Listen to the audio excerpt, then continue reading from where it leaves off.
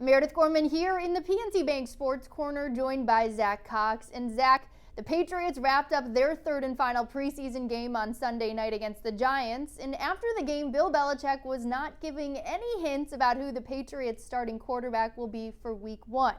But if you had to pick, will it be Cam Newton or Mac Jones?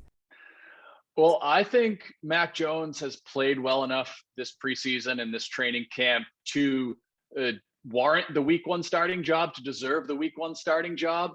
But I do believe that it'll be Cam Newton just based on a rep distribution, snap distribution standpoint.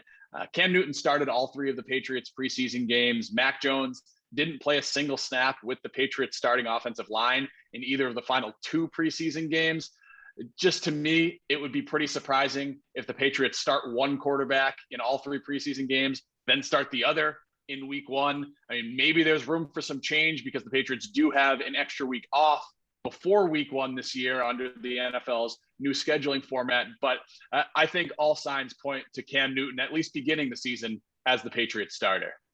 Now, 3 preseason games in the books, lots of days of training camp, and you were there for pretty much every single day. So, Zach, was there anybody on the Patriots' expanded roster right now that surprised you that you think will make the team? One guy that stood out to me is Carl Davis, the defensive tackle. He was really a standout going back to even the early days in training camp.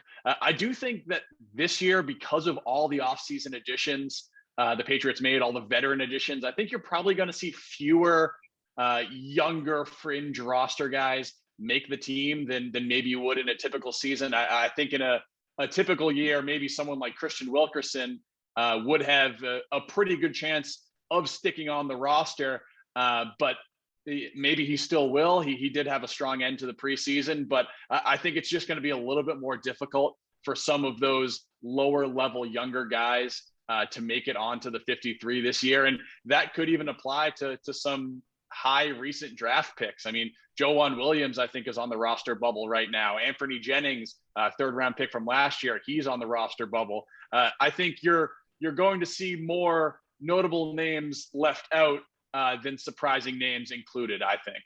For those watching at home, when can they expect to see the final roster cuts and, hear when Cam Newton or Mac Jones will be chosen as the Patriots starter?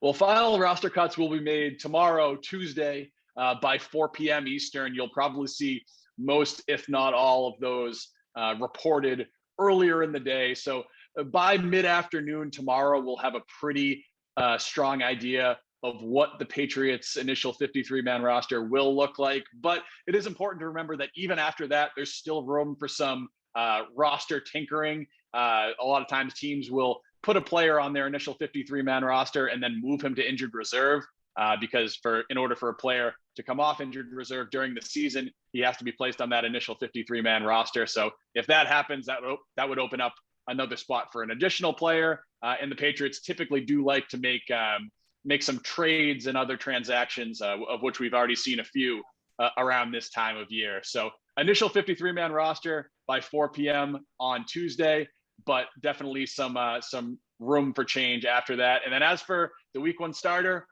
who knows? It could be we might not know the final answer till that until shortly before kickoff on September 12th. But we'll just have to see whether Bill Belichick is willing to reveal that information before that.